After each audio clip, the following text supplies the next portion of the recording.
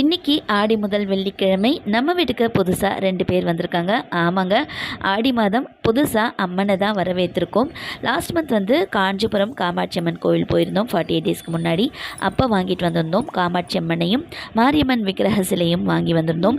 இன்னையோட 48 டேஸ் ஃபுல்லாவது அம்மாவுக்கு கண் திறந்து இன்றைக்கி வந்து பாலாபிஷேகம் செஞ்சுட்டு தேன் அபிஷேகம் செஞ்சுட்டு அம்மாவுக்கு இன்றைக்கி ஆடி மாதம் முதல் வெள்ளிக்கிழமை சிறப்பாக அம்மாவுக்கு ரொம்ப பிடிச்ச நெய்வேத்தியம் தயிர் சாதமும் வெங்காயமும் வச்சு இன்றைய நாளை வந்து ஆடி முதல் வெள்ளிக்கிழமை குலதெய்வத்தோட வந்து தூபதீப ஆராதனையோட நல்லபடியாக வழிபாடு செஞ்சு முடிச்சாச்சு.